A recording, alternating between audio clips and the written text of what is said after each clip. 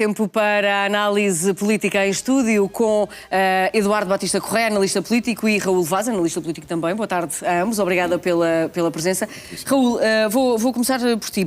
Ouvíamos há pouco Luís Montenegro à saída desta reunião em Belém com o Presidente da República, uma declaração sem direito a perguntas, de resto já estávamos à espera, a dizer que o Presidente da República e outros membros do Governo vão visitar mais locais atingidos por este mau tempo. É o que está a fazer falta nesta altura? Fazem bem, mas não chega. Eu penso, aliás, que esta situação que nós vivemos e que todos nós, cidadãos portugueses, recebemos um alerta dizendo que ia acontecer uma tragédia, ou vinha aí um vento não normal. E eu pergunto, mas isto provavelmente é uma pergunta de ignorância, porque é que as entidades oficiais não se preveniram? Governar, gerir e prevenir não é remediar. Estamos a remediar, é bom que estejamos. Agora, estas visitas aos sítios onde estão a acontecer as tragédias são boas, é evidente. Transmite-se afeto, transmite-se segurança. Agora, é evidente que não chega. E porquê é que eu digo que não chega? Porque é evidente também para mim que é preciso agir rapidamente. Um exemplo concreto. Eu sei que um exemplo concreto e fácil, porque falamos das portagens e do fim das portagens naquela região a partir das 0 da meia-noite. É evidente que houve negociações com a Brisa, é conhecido, mas porquê é que não somos capazes, nós, comunidade, de logo que isso seja necessário acabar com as portagens? Ou seja, é uma decisão que pode, aliás, ultrapassar... Evitava esta decisão tomada agora em cima da hora, não é? Evitava e acho que fazia alguma coisa bem. Agora, há questões que também se põem em termos de segurança e de dar qualidade àquilo que as pessoas precisam hoje.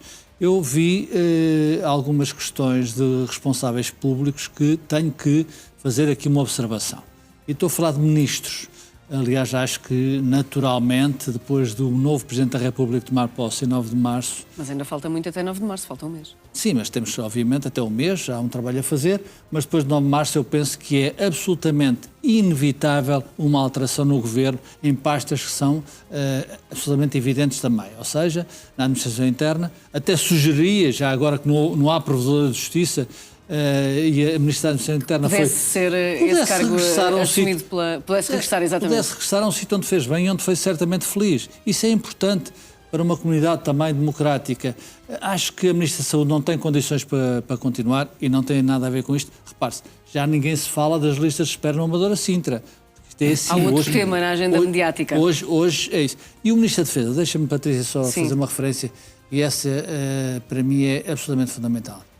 O Dr. Nuno Melo há muito tempo, mesmo há muito tempo, no meu ponto de vista, não devia ser ministro nem da Defesa nem de nada. Aquilo que aconteceu nesta tragédia e nestes últimos dias, com o Ministro da Defesa aí fazer uma visita com militares para tirar uma fotografia ou fazer um vídeo e depois isso esfumar-se no tempo e não haver, de facto, no terreno uma força militar, seja ela de que ramo for, a fazer aquilo que deve fazer, eu acho que o Ministro da Defesa não devia continuar no Governo.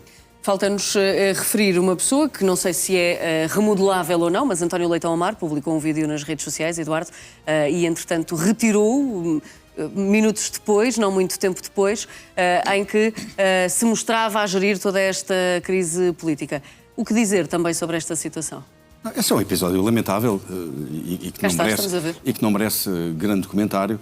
No fundo, é a demonstração que temos um conjunto de governantes que são doutorados em propaganda, doutoramento em propaganda.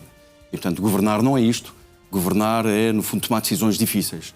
E toda esta situação vem, no fundo, revelar duas áreas muito importantes. Uma área, do ponto de vista estrutural, é evidente que o país não está preparado, a proteção civil do país não tem equipamento, não tem recursos, não tem a organização necessária para atuar quando é necessário atuar. E relembrar que Portugal está num local muito sísmico e, portanto, este é um bom teste à nossa incapacidade. E, portanto, estamos todos na incerteza de quando vai acontecer, portanto, uma por um lado, nós não temos uma estrutura, uma preparação, e, portanto, os governo após governo não têm investido na capacidade das regiões estarem preparadas para atacar cataclismos desta dimensão. Dois, o que vemos é uma total incapacidade destes decisores políticos atuarem em situações de caos, porque o que nós temos é uma situação de caos. E, portanto, no fundo, o que temos é um conjunto de governantes a ficarem em pânico e a usarem as suas metodologias de propaganda. Relembro a ida do Primeiro-Ministro com um séquito, parecia que estávamos perante um príncipe africano a chegar a uma zona de caos. Relembro Leitão Amaro, relembro as frases de hoje de Castro Almeida, quer dizer, dizendo, sim, as pessoas já receberam o seu salário, portanto, bom, quer dizer, é uma total incapacidade. O Eiras fez hoje uma coisa muito engraçada, mandou um comboio de equipamento e de viaturas e de pessoas, voluntários, onde estão caminhões com cimento, caminhões com tijolo, caminhões com telha, caminhões com blocos, caminhões com geradores, para atuar, julgo eu, foi no município de Pombal. E, portanto, seria tempo de o Governo atuar de uma forma urgente, pondo medidas drásticas de estado de sítio económico, de forma a, por exemplo, não permitir que se vendesse 1 quilo de cimento, um saco de cimento, um bloco, um tijolo, a não ser para as zonas... Doado, não é?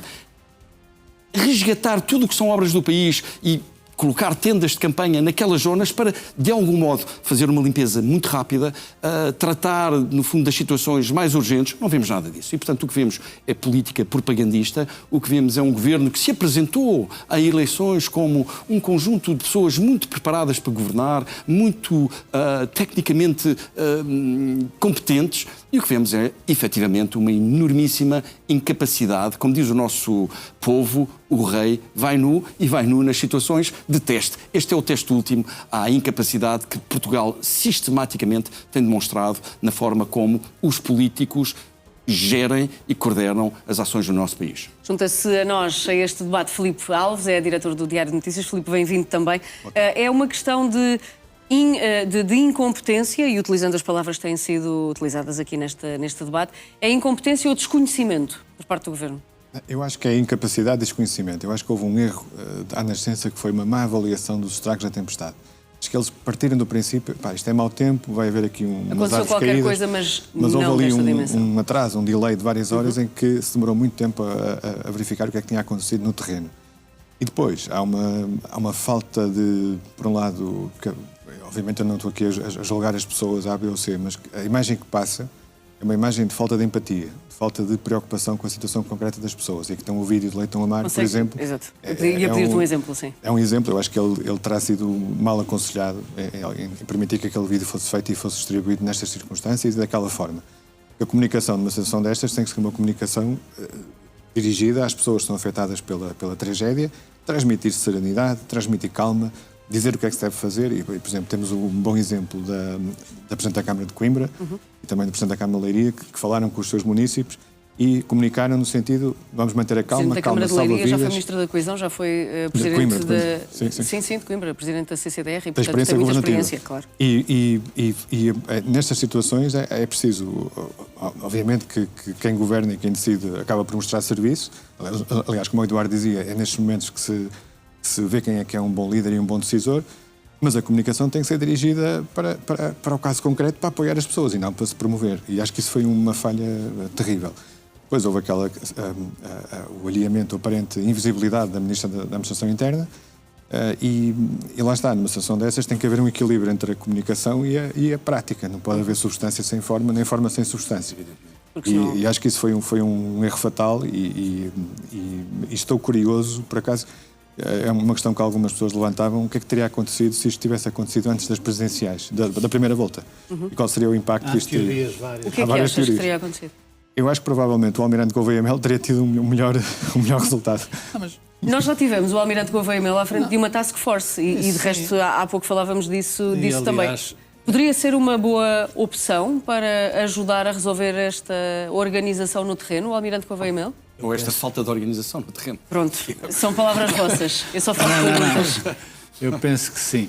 Penso que sim, no sentido em que percebo que Henrique Gouveia Melo, nestas circunstâncias, não pode, não devia aceitar esse desafio. De qualquer das formas, e o paradoxo nasce aqui, se Henrique Gouveia Melo tivesse essa disponibilidade, essa solidariedade, essa boa alma de dizer eu estou aqui para...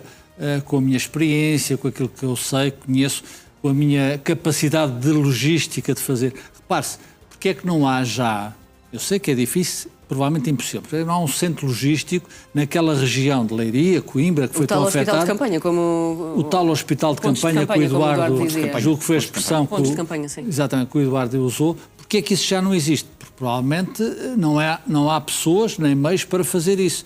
Henrique Melo daria um excelente exemplo, aliás, ficaria na história, se voluntariasse. Ele é militar. É um apelo que estás a fazer? Não, é uma desafio? sugestão.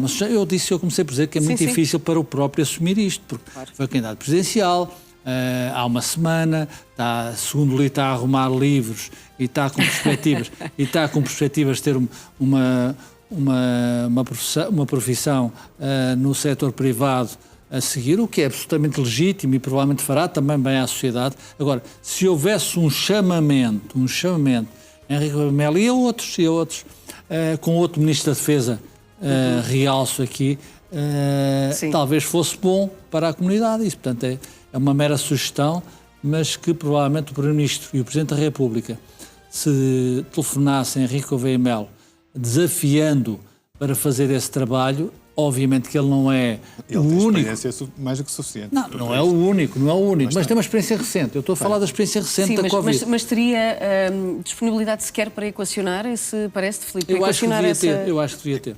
Eu acho que sim. Para equacionar esse... Sinceramente, acho que sim. Há um texto engraçado hoje, deixa-me dizer, do João Miguel Tavares, que dizia, se isto tivesse acontecido na última semana da primeira volta, Henrique Gouveia Melo teria passado à segunda volta. É altamente questionável isso. Também já tenho dúvidas. Agora, o tempo é o tempo e o tempo da ação é o tempo que nos estamos a viver. E por isso, essa minha sugestão, vale o que vale, talvez bizarra, dizer a Henrique Gouveia Melo, venha ao combate, prove do que é capaz e faça pela comunidade aquilo que queria fazer enquanto Presidente da República e não conseguiu. Estará disponível? Não faço a mais pequena ideia, como sabes, sou grande apoiante de primeira hora de Henrique Mas ainda Gouveia Melo. não ligaste ao Almirante? Tenho mantido algum contacto com o Almirante Gouveia Melo. Com o Almirante Gouveia Melo. Não falei com ele desde então. Agora, conhecendo o Almirante Gouveia Melo, tenho a certeza absoluta que ele coloca sempre à frente dos seus interesses pessoais o interesse da nação. Agora, não cabe ao Almirante Gouveia Melo pôr-se em bicos de pés. Evidentemente que perante um governo altamente politizado, os nossos governos são altamente politizados. E nomeadamente, Raul, deixa-me só terminar, e nomeadamente quando Gouveia Melo teceu muitas críticas ao sistema político.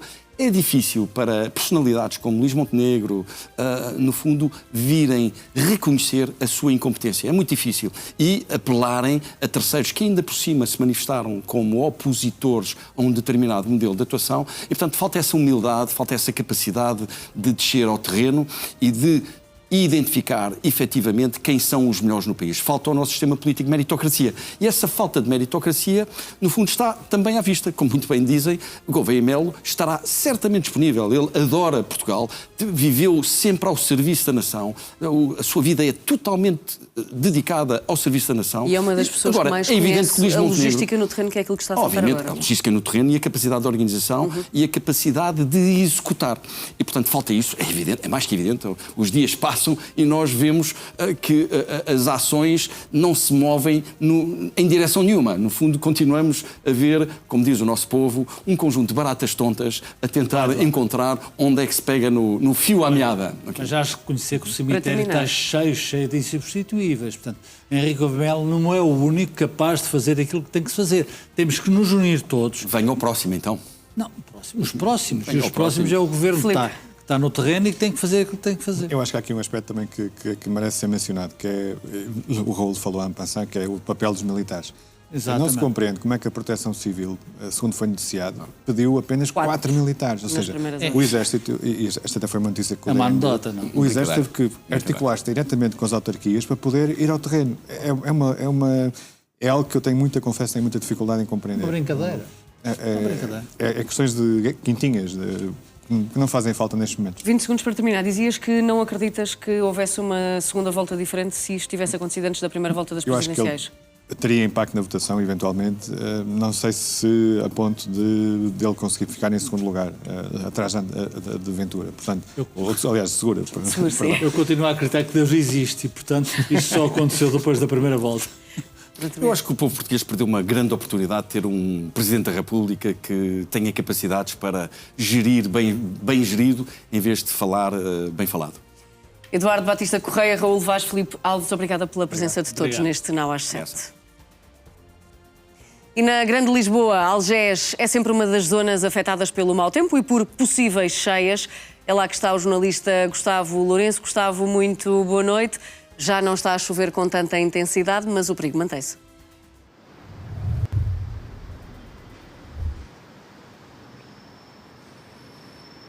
Ora, muito boa noite, Patrícia. Sim, de facto o perigo mantém-se aqui numa das ruas mais movimentadas em Algés, numa rua que tem o risco de poder inundar, ou seja, nesta rua pode de facto haver inundações, mas com esta chuva fraca, de facto neste momento não há condições para que isso se possa verificar, mas dar nota também porque cada vez menos são as pessoas que passam aqui nesta rua, que tem-se registado ao longo da tarde, agora mais para a noite, algum movimento, mas cada vez menos são as pessoas que por aqui passam, como é perceptível nas imagens do Rodrigo Gandra. É esperado que nas próximas horas, sim, essa chuva possa ocorrer de forma mais intensa e, por precaução, já alguns comerciantes, ou seja, essa chuva que pode ser forte nas próximas horas, já levou a que alguns comerciantes, por precaução, colocassem barreiras de proteção para evitar a passagem de água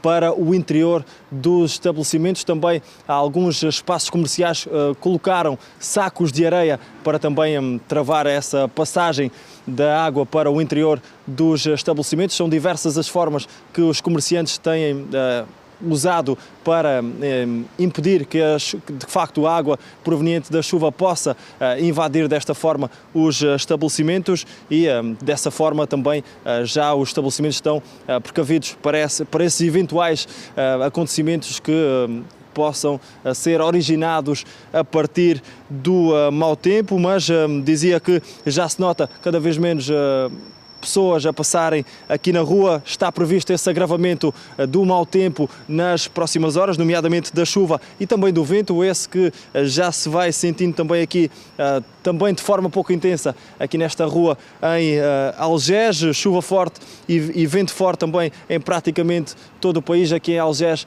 não é exceção, essa chuva que há pouco deu tréguas aqui onde nos encontramos, mas que agora se voltou a fazer sentir ainda de que forma pouco intensa, vai agravar nas próximas horas. É essa a previsão do Instituto Português do Mar e da Atmosfera, também, que também prevê o vento forte com rajadas que podem rondar os 80, 90 km por hora no litoral. A Proteção Civil está alerta para todas as ocorrências que estejam a acontecer ao longo desta noite e prevê-se então esse agravamento. Também as pessoas já foram alertadas para seguir todas as recomendações da Proteção Civil para que possam também precaver-se de certo modo de eventuais acontecimentos originados a partir desse mau tempo e de facto realçar esse agravamento nas próximas horas por parte da chuva, do vento. São esperados vários períodos de precipitação, especialmente no litoral do país, e a precipitação que está a ocorrer pode ser acompanhada de aguaceiros intensos. Essa é uma das razões para a emissão dos avisos meteorológicos para a região de Lisboa, mas também para todo o país. Em relação ao vento intenso, esse pode trazer rajadas fortes que podem provocar dificuldades de locomoção e impacto em estruturas ligeiras. Para já isso não se verifica aqui em Algés, até porque as pessoas que por aqui vão passando, ainda que poucas neste momento, vão fazendo as suas rotinas de forma normal. Esta chuva também está a ocorrer de forma pouco intensa e possibilita então que as pessoas consigam fazer as suas rotinas de forma normal, mas esse vento que está previsto que se venha a agravar nas próximas horas é de facto um fator de risco, especialmente em áreas costeiras e zonas mais expostas. Portanto, a dar essa especial atenção para quem andar mais exposto a essas zonas costeiras e zonas mais expostas, mas por agora aqui em Algés é este o ponto de situação, uma chuva que ocorre de forma pouco intensa e algumas pessoas que vão também aqui andando na rua, uma vez que nos encontramos numa das ruas mais movimentadas de Algés. Gustavo Lourenço, em direto de Algés, junto à Rua das Estátuas, uma zona sempre muito afetada pelas cheias quando há chuvas intensas. E em Alcácer do Sal está o jornalista Joaquim Bernardo. Joaquim, muito boa tarde. Há pouco vimos que choveu muito, a zona mais baixa da cidade ficou inundada e agora há expectativa para esta noite.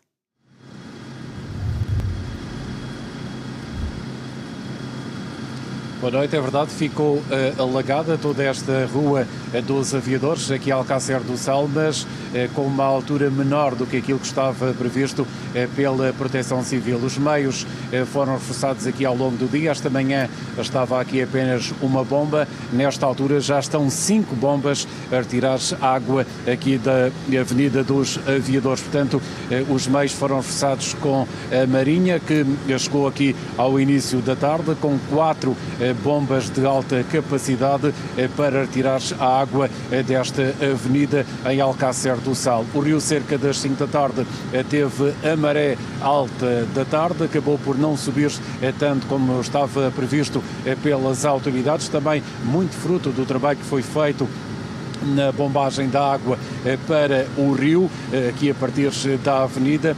Como disse, 5 bombas estão a esta hora a bombear água para o rio Sado, aqui da Avenida dos Aviadores, e o nível tem vindo agora a baixar. As preocupações das autoridades estão agora viradas para as 5 da manhã, quando a maré alta chegar de novo aqui ao rio e há a possibilidade da água voltar a inundar, pelo menos parcialmente, esta zona baixa de Alcácer do Sal. Durante esta tarde também muitos moradores foram a casa ver como é que estava a situação das suas habitações. Muitos dos proprietários das lojas reforçaram, com a ajuda da Câmara Municipal, o número de sacos que tem à porta. É uma forma de evitar que a água entre dentro dos estabelecimentos comerciais. E nesta altura os comerciantes estão muito mais bem preparados do que estavam quando teve início esta inundação aqui em Alcácer do Sal. Portanto, a esta hora o que está aqui a ser feito é um trabalho de bombagem por parte da Marinha, com 4 bombas, também uma bomba cedida pela Lisnave, para tentar tirar toda a água aqui da Avenida dos Aviadores, para que às 5 da manhã, quando chegar a maré alta, não inunde aqui a zona baixa de Alcácer do Sal. Portanto, é um trabalho que está a ser feito por várias entidades aqui no local e as atenções agora viram-se para as 5 da manhã. Joaquim Bernardo, em direto de Alcácer do Sal, com essa expectativa em relação às cheias que poderão surgir como consequência do mau tempo. E em Leiria permanece a preocupação devido às cheias, mas também a tudo a que está associado a este mau tempo. A jornalista Bianca Gonçalves Rocha está no estádio de Leiria, onde muitas pessoas continuam a ir recolher bens de primeira necessidade.